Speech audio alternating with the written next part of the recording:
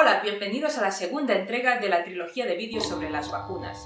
En el vídeo anterior explicamos la historia de las vacunas y hoy vamos a exponer qué tipos de vacunas hay y cómo se producen. Y si por ejemplo queréis saber las diferencias entre las vacunas de AstraZeneca y Pfizer, ya sabéis, ante la duda... ¡Toma ciencia! Cuando pensamos en vacunas puede ser que os venga a la mente cuando éramos pequeños y en la escuela nos ponían todas esas horribles inyecciones. Y si sois padres y miráis el calendario de vacunación, podéis pensar, ¿pero cuántas veces van a pinchar a mi niño? Que si polio, difteria, triple vírica, meningococo y ahora incluso también la varicela. Bueno, eso es debido a que es en estas edades cuando los niños son más susceptibles a estas infecciones. Algunas de estas enfermedades nos pueden sonar a cosas del pasado, pero eso es gracias a la protección que ofrecen las vacunas, ya que se ha visto que en zonas donde disminuye la tasa de vacunación vuelven a aparecer. Como ya explicamos en el vídeo anterior, las vacunas son un tipo de preparado que activa el sistema inmunitario, por ejemplo, produciendo anticuerpos, y generando inmunidad contra uno o varios patógenos causantes de infecciones, pero sin llegar a producir esas mismas enfermedades. El ingrediente principal de las vacunas será el componente que active nuestro sistema inmunitario, y eso será el que dictará qué tipo de vacuna es. El primer tipo son las vacunas vivas atenuadas, que se basan en usar gérmenes vivos, pero que son poco virulentos contra los seres humanos, y se pueden producir de dos formas. Una es usar un patógeno que infecte a otros animales, pero que sea muy parecido al que infecta a los seres humanos. Por ejemplo, esto es lo que hizo Edward Jenner en 1796 al usar pus de una infección de viruela de vaca. La segunda es provocar que el patógeno se debilite o atenúe, causando así una enfermedad mucho más leve. Ventajas. Como se usa un patógeno vivo y que es muy similar a la infección natural, la respuesta del sistema inmunitario es fuerte y duradera, y por lo tanto solo hacen falta una o dos dosis de vacunas y se puede tener inmunidad de por vida. Desventajas. Al estar vivas pueden producir más problemas a personas con el sistema inmunitario debilitado. Además, siempre hay el riesgo de que se puedan desatenuar, de que vuelvan a la variante patogénica que nos puede afectar más. Y por último, como se tienen que refrigerar para mantenerse vivas, esto conlleva más problemas logísticos. Ejemplos: la varicela y la triple vírica. Encontrar la versión atenuada de las vacunas no siempre es posible, y es que no estarán siempre las vacas produciéndonos las vacunas. Así que por eso se comenzaron a emplear las versiones muertas de los patógenos, ya sea añadiendo productos químicos como formaldehído o inactivando por calor. Ventajas. Básicamente que evitan todos los problemas de las vacunas vivas, es decir, no pueden revertir a la cepa virulenta, no pueden causar enfermedades graves a las personas inmunodeprimidas y son fáciles de transportar. Desventajas. Básicamente que el virus, al estar muerto, no es tan eficaz al producir una respuesta inmunitaria, y por eso es bastante habitual necesitar dosis de recuerdo. Algunos ejemplos serían la hepatitis A, muchas versiones de la gripe estacional y la polio. Y como podéis ver, uno de los grandes retos en el campo de la vacunación es encontrar el balance perfecto entre eficacia y seguridad. Es decir, una vacuna muy efectiva fácilmente se parecerá más a la enfermedad real, lo que a su vez causará que esta pueda ser más problemática. Y por el contrario, una vacuna muy segura puede ser que se parezca poco a la enfermedad real, siendo así más ineficaz. Por eso mismo, a lo largo de la historia, se continuaron explorando nuevos métodos que consiguieran un mejor balance entre estos dos términos. El tercer tipo son las vacunas de toxoides. Para el tétanos o la difteria, en vez de usar la bacteria en sí, se usan las toxinas que éstas producen, pero en su forma inactivada. Básicamente, si te inyectas toxinas activas es lo que todos conocemos como Botox. Como también son inactivadas, la inmunidad no es para toda la vida y también hacen falta dosis de refuerzo. Y esto nos lleva a la siguiente cuestión. ¿Por qué utilizan el patógeno entero? Y es por eso que se crearon las vacunas de subunidades. Si se investiga cuál es el componente que da una respuesta inmunitaria más fuerte y duradera, entonces no hace falta el resto de componentes del patógeno. Y para eso tanto se pueden utilizar proteínas de membrana como polisacáridos, unos azúcares más o menos específicos de ciertas bacterias. Además, las proteínas pueden producirse en bacterias o levaduras en cultivo, lo que evita trabajar con el patógeno en sí, que requiere de una infraestructura más especializada y de unas medidas de seguridad bastante más altas. Ventajas. Pues un poco parecido a las vacunas inactivadas, es decir, dan una buena respuesta inmune, aunque hace falta dosis de refuerzo, y también son seguras para gente inmunodeprimida.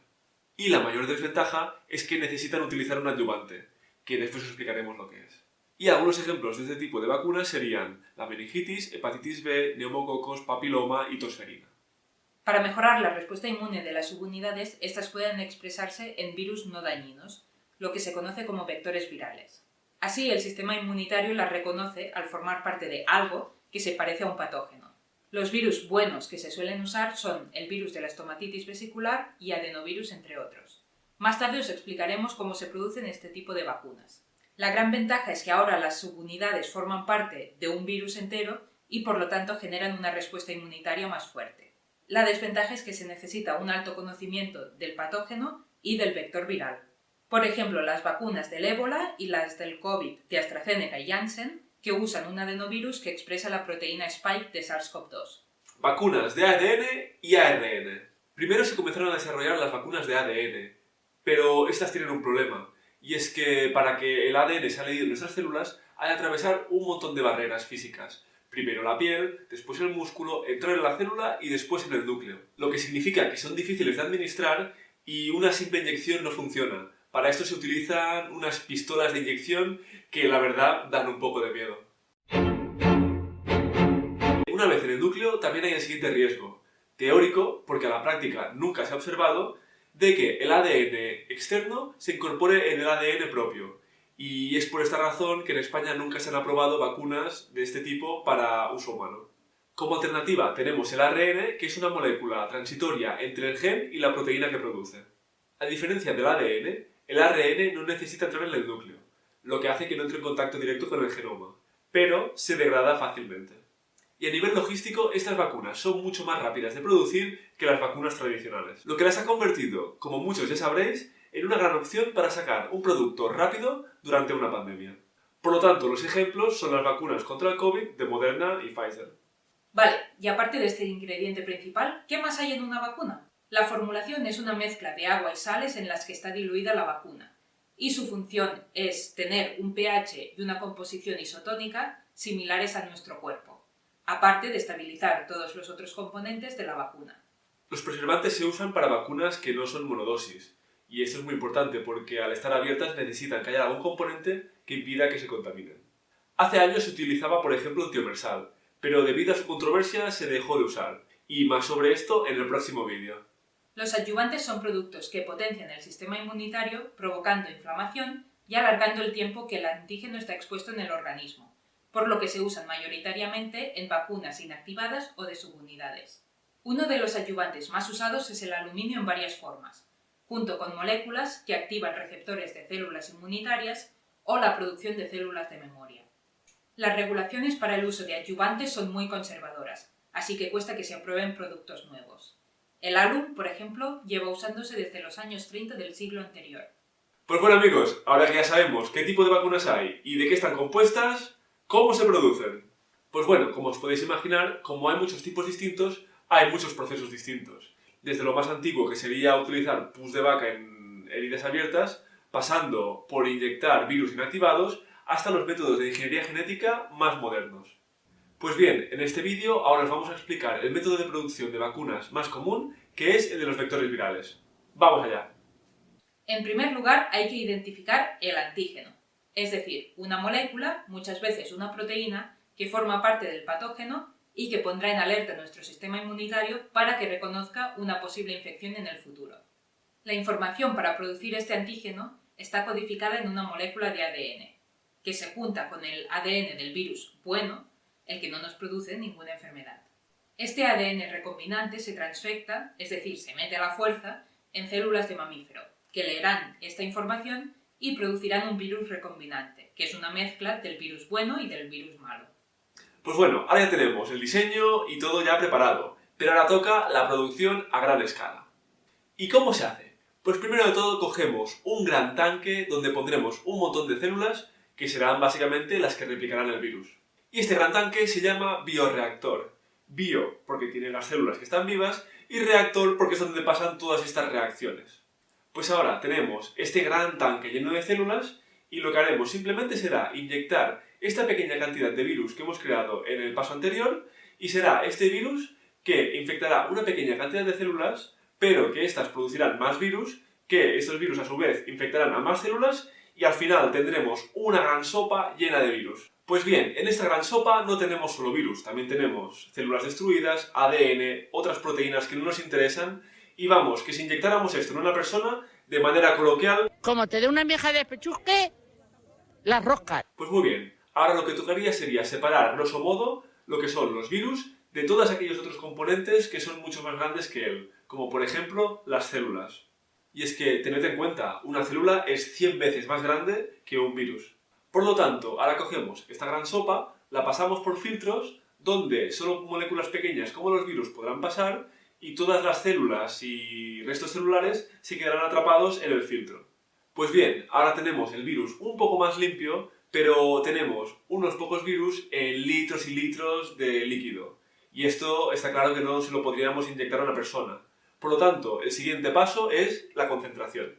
Concéntrate. Pues bien, para concentrar el virus hay diferentes métodos, y uno de ellos es la cromatografía, que sin entrar mucho en el detalle, la cromatografía se basa en utilizar unas columnas que tienen más o menos afinidad para el virus. Pues ahora añadiríamos toda esta sopa filtrada en la columna, y el virus se engancharía en esta, mientras que todas las otras partículas se irían pasando y se descartarían. Y luego añadimos una solución de menos volumen que desengancha el virus, y entonces ya lo tenemos, el virus más concentrado. Pues bien, ya casi lo tenemos. El virus está concentrado y más o menos limpio. Pero ¿qué pasa? Que este más o menos limpio aún no es suficiente como para ser aceptado por las regulaciones europeas.